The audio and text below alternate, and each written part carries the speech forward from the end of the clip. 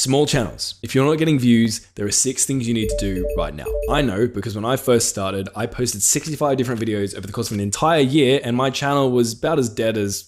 At the end of that year, I only had 150 subscribers, which was incredibly frustrating, but then something clicked and I went from getting 15 subscribers a month to 1,500 subscribers every single month in the space of just 6 weeks. And the only difference between here and here, aside from not crying myself to sleep every night, was I started focusing 100% of my efforts on just these 6 things. And that experience taught me a really valuable lesson. Success doesn't have to do with time or effort or money or luck. It's more about where you allocate your time and resources. You want to obsessively prioritize the small handful of high leverage tasks that get you 80% of the results for 20% of the effort. And my hope is that the newly improved and updated method I want to share today will help you do that. And this might sound arrogant, but from the thousands of people I've worked with and multiple channels I've had, I've never come across a channel that's doing all 6 of these things, yet isn't getting at least a couple million views. So if you want to blow up your channel, the first step is just commit to this method. Watch this video as many times as it takes you to fully internalize all these points, and then just take action on them and ignore everything else, ignore the noise. But anyway, enough talk, let's get into this and start our breakdown on the 6th most important step. I want to teach you about the power of this number.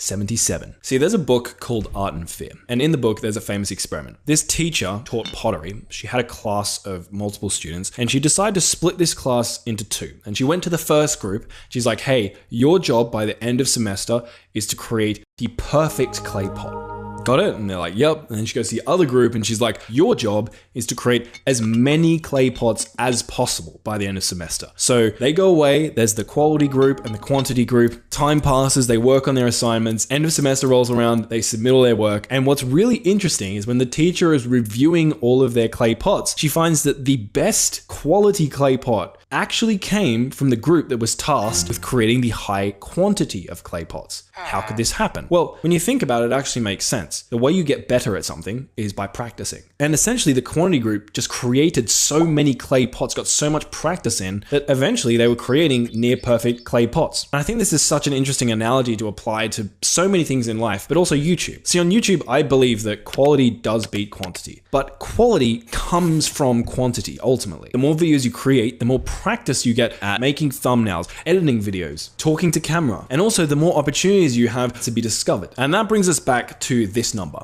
77. See, I did a study of over 4,470 YouTube channels with 1,000 subs. We looked at channels primarily posting long form videos. And what I found was that on average, these channels had posted 77 long form videos. i.e., it takes an average of 77 long form videos to reach your first 1,000 subscribers, which is an important milestone for most people because you need at least 1,000 to get monetized. If we use both our common sense and look at the objective data here, clearly creating videos frequently is a very significant and important step to growing a new YouTube channel. And that's why it's the 6th most important step in this method. On top of helping you become a better creator though, the more videos you post, the more opportunities you have to be discovered. So if you post, say, 1 video a month, by the end of a year, you will have 12 videos, i.e. 12 opportunities to be discovered. If you post 2 videos a week, by the end of the year, you're gonna have 104 opportunities to be discovered, which is a hell of a lot more than 12. And I think this is important because a lot of people think that channels just grow linearly. Like there's a linear relationship between like how many videos you post and how many views you get. But normally in my experience, it doesn't work like that. You'll post a bunch of videos and eventually one will hit and get significantly more views than the rest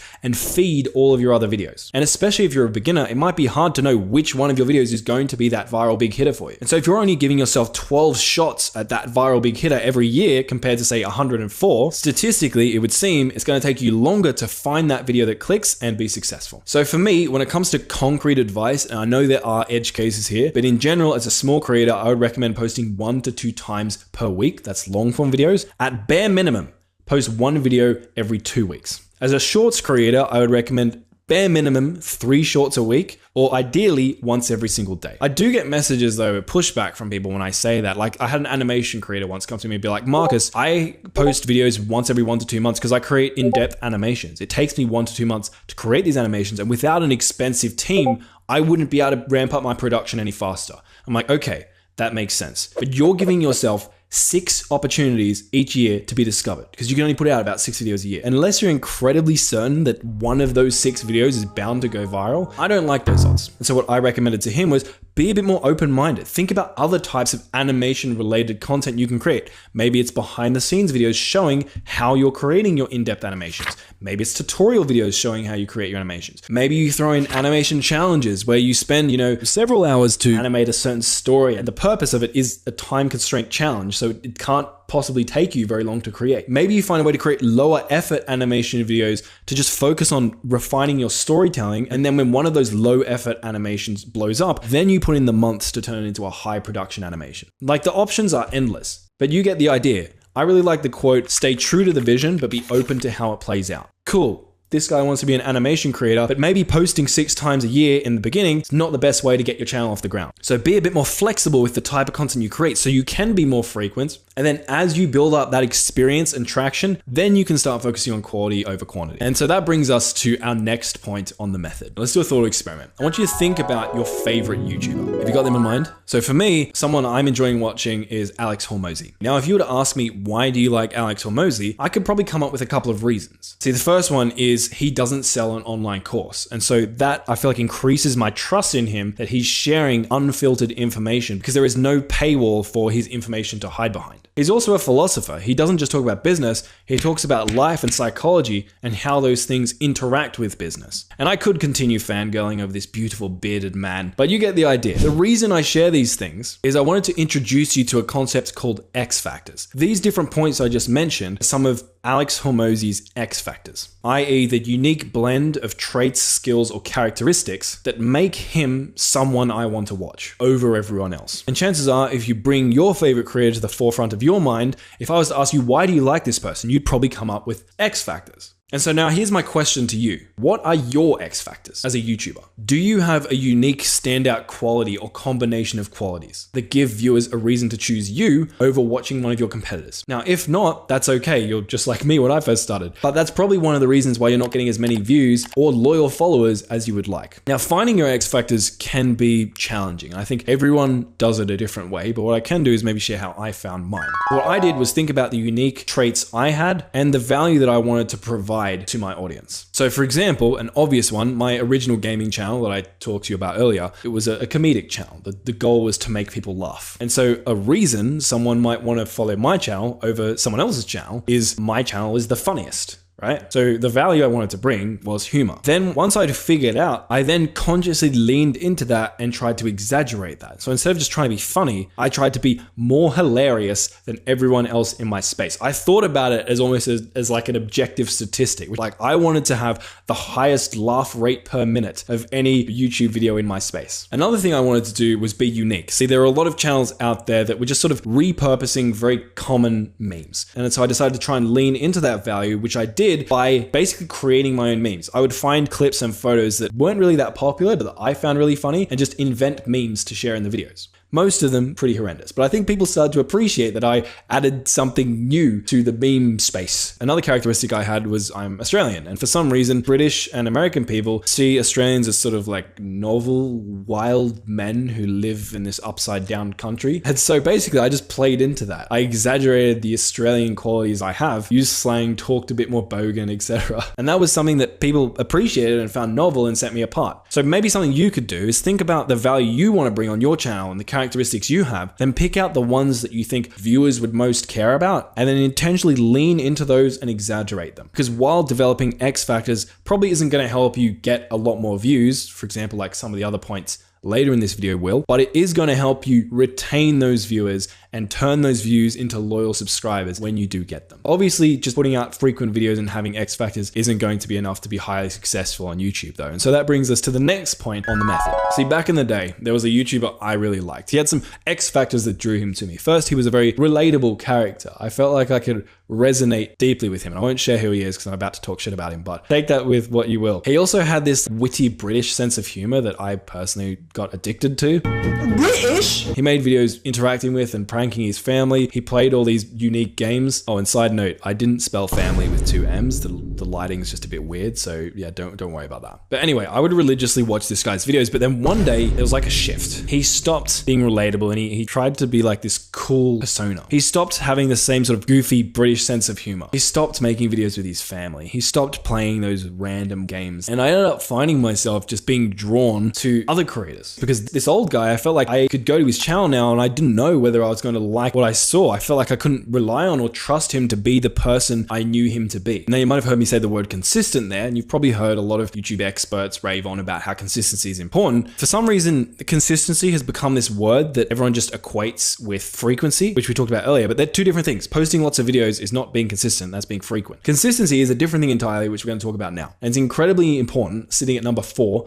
on our method. Consistency involves you becoming a reliable, predictable person, but not in a boring way. It's about keeping things like your tone, your branding, your production style, your morals and values, and your topics consistent. For example, if one week you're using your phone to post long, unfiltered rant videos about how big corporations screw the general public, and then the next week you're using a $5,000 studio to create short, PR-friendly videos about lifting more people out of poverty, and then the next week you create a video that's just like a Minecraft Let's Play with no commentary. Like, it's not that any of those videos I just listed are necessarily bad. It wouldn't perform well if you implemented some of the things we'll talk about later, but they're very inconsistent. They would attract a very divided audience. And one of the biggest problems with that, beyond the fact that's really hard to build loyal fans, is that the algorithm, really all it does is follow viewers and see what they want, and then just give them more of what they want. And if viewers come to your channel, click on one of your videos, enjoy it, then go to your channel and realize,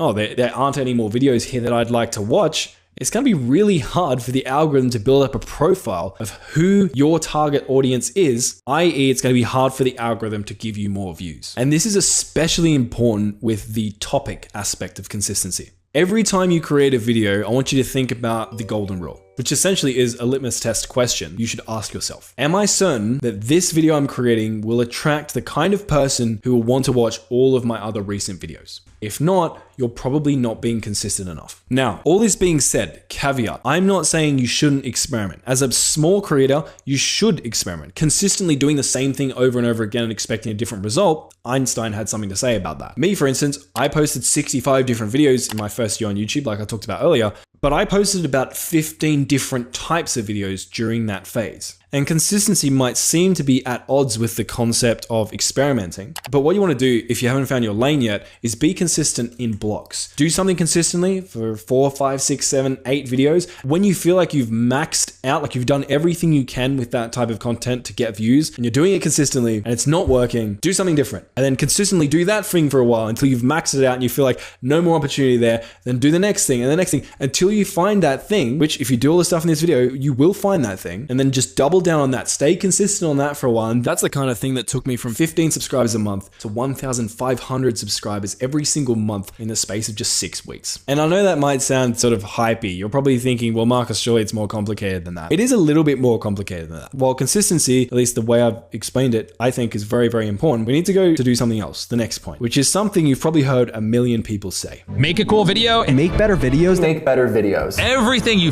want as a creator comes from making the best videos possible.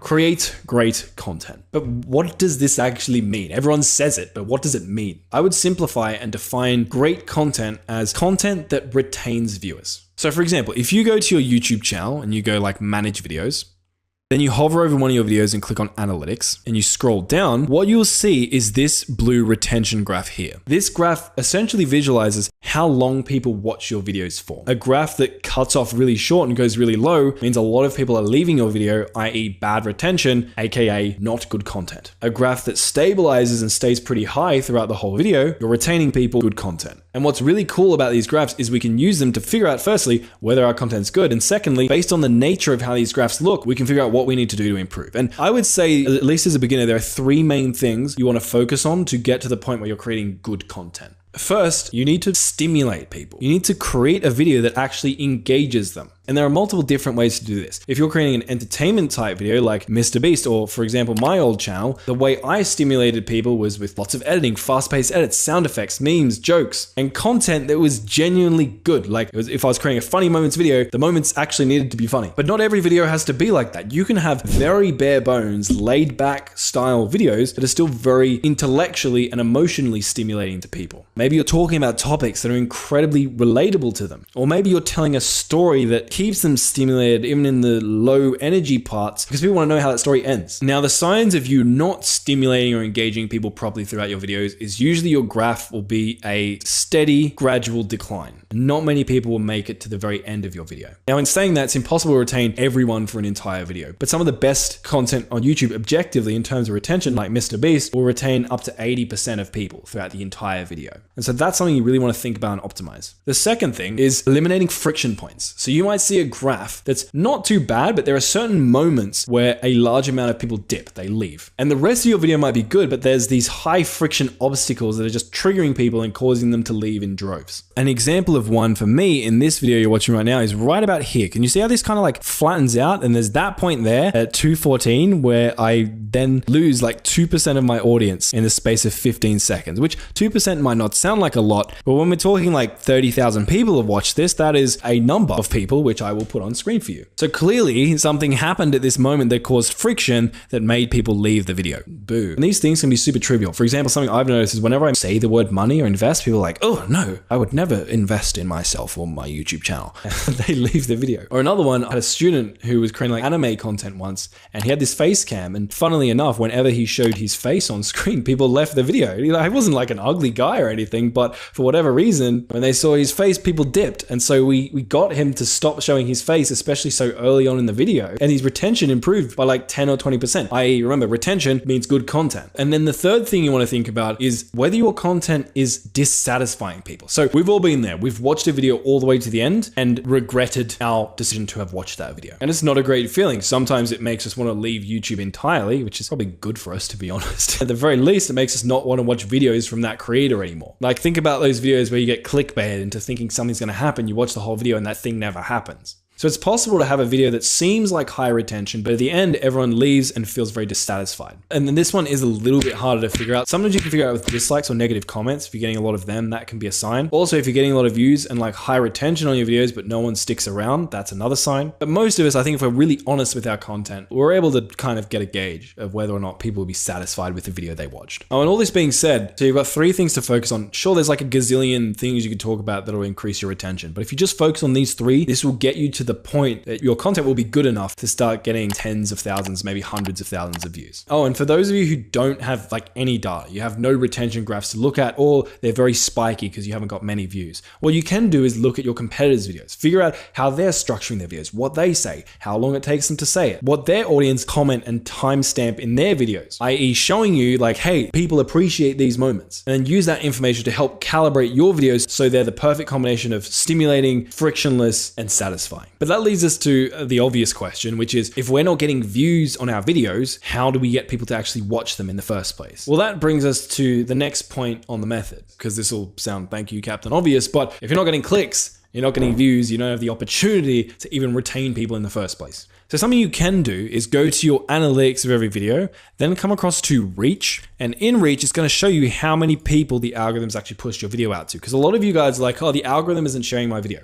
Now, one problem you could be having is something we'll talk about in the final point in this video. And if you're doing that thing, which I'm going to keep all nebulous and mysterious so you watch my video all the way to the end, you will be getting some impressions. And impressions is showing you that the algorithm is actually promoting your video. What I see with a lot of creators is they get some impressions, but not many of those impressions actually click on their videos. Why is that? Well, it's because your packaging isn't clickable enough, like the packaging of this video. Now, the main aspects of your packaging are your title and thumbnail. 1 million people are talking about how important your title and thumbnail are because they are actually important. Yes, it's cliche, but it is cliche because it's a truism. But what I want to do in this video is give you 2 things I don't hear many people talk about that I think are really important to creating good packaging and titles and thumbnails. So the first one is your title and thumbnail need to collaborate with one another. So for example, if you see this thumbnail, you have no idea what this video is about. When you see the title though, you're like, that all makes sense why this is just like a yellow thumbnail. Or let's say you see this thumbnail. You're like, okay, what's going on? Then you see the title and you're like, that makes sense now. Now, obviously these are exaggerated examples to illustrate a point, but what I see a lot of small creators doing is essentially treating their title and thumbnail as two separate entities. Often they'll have the exact same text that is in their title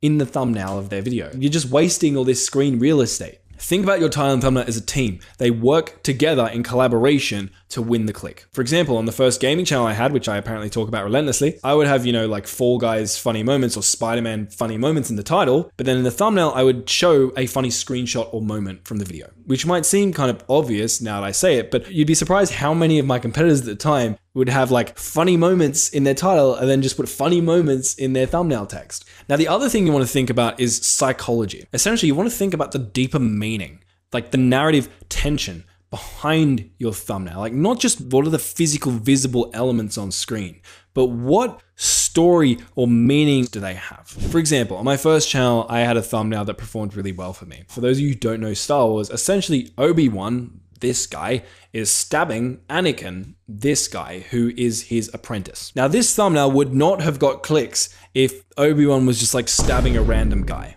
But because he's stabbing, impaling, that doesn't make it better, does it? Violating? No, that's not better either. Killing. But because he's killing Anakin, his apprentice, it adds narrative tension. It adds a story. And so even though this thumbnail breaks some best practices in terms of it's a bit grainy, it's a little bit hard to see, it performed extremely well for me. And not every thumbnail is going to have like a story as deep as this in it, but I would highly encourage you to think about the meanings and implications and things that are being sub-communicated through the images or overlays or text that you choose in your thumbnails. And you'll unlock a whole new world of clickability. And if you can nail these two things, plus all the obvious things everyone talks about, like make sure you stand out and make sure you don't lose 79 words in your thumbnail. Make sure you use contrasting colors. And I'm roasting myself there because I've said those things in multiple videos because it's true, but everyone says it though. If you can do that, I can guarantee you your videos will start getting views. If you don't do the other things I talk about, you'll be surprised at how many more views you get. There's a reason this point is so high on the method. It's actually above create good content. If I had to pick one thing, creating good packaging is going to result in you getting more views than even just creating good content, which is crazy. So make sure you get this right. But everything we've talked about today is going to be a complete waste of time without the final point on this method. We left the best till last. So one of my favorite analogies for life, but also YouTube, is you cannot polish a turd. Think about a movie, for example. A movie can have the best actors, the highest budget, best editors, best directors, amazing marketing. But if the plot of the movie sucks, or the movie is about an objectively boring topic, none of the experts will be able to save it. You could have the best thumbnail designer, best editor, everything perfect, but you'll fail if you have an uninteresting video idea, which is the final most important point on our method. Now, I didn't really understand what an interesting video idea was initially because it sounds like a nebulous term. So let's break this one down. So first, let's look at the idea part. A video idea on YouTube is essentially, the way I define it anyway, is the combination of your topic and format. So topic is essentially, if you ask yourself, what is this video about? The answer to that question will be the topic. So for example, in this video about how to tie your shoe, the topic is tying your shoe. Now, format is about how the video is presented or structured. And essentially you can derive the format of a video by basically making yourself describe that video without mentioning the topic. So if I was trying to describe this video without using the topic is tying your shoe, so I can't say that, so I'd have to say it's a how-to tutorial. Let's do a couple more examples. On my old channel, because I love talking about myself. Star Wars Battlefront, that is the topic of the video. The format of the video is a funny moments compilation. Or how about this video? I survived 24 hours of military training. The topic is military training. The format is 24-hour survival challenge. Okay, so now we understand what a video idea is. What makes a video idea interesting? Well, the easiest way to deconstruct that is to figure out what makes a video uninteresting.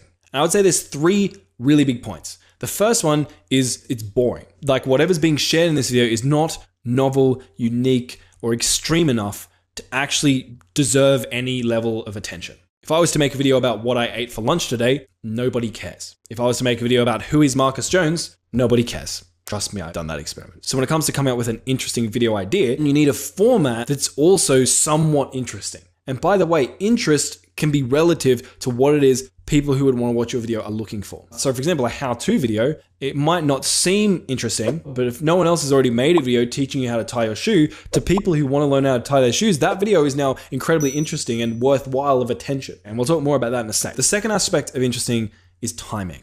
So let's use video games as an analogy because I've been talking about my old gaming channel. Let's say you're a gaming YouTuber, a new update comes out in the game that you play. If you cover that new update the day it releases, chances are that video is going to be a lot more interesting than if you made the exact same video 6 months later. Why? Because 6 months later, everyone already knows basically everything there is to know about that new update because it's been out for ages. And so even though it might seem like the exact same video, the interest factor is no longer there. Essentially, we're talking about trends here. You need to get on the trend early. If they're too late, there is no unsatisfied interest. And then the last aspect I think about a lot is supply and demand. Some people talk about this as TAM. So let's continue with our video game analogy. Let's say you're making videos for a game that was released 10 years ago and is basically dead. There are no players of this game. If you made a video on it, chances are you're not going to get views because the demand for that video, the amount of people who want to watch it, is so minuscule. On the other hand though, if you were to take a topic or type of video that has had a lot of demand, say like a Minecraft Let's Play, you would also need to think about the amount of supply. Like how many other people are making Minecraft Let's Play videos? A metric ton of them. And so while there is a lot of demand for Minecraft Let's Play style content, there's also a huge amount of supply for that content. So unless you can add something very unique and novel to that sphere, the supply is outstripping the demand. So in other words, topics or formats with no demand equals not interesting. And topics and formats with really high demand but much higher supply also means not interesting because the demand, that interest has already been satisfied. There's none for you to claim. This is probably the most complicated aspect of YouTube. It took me years to understand this, but if you get this right, this is the most important and number one factor of YouTube success in my opinion. So before I go over how to find interesting video ideas, let's do a few examples. So which of these two videos would you rather click on? Thumbnails are very similar, titles are almost identical, but the formats are different.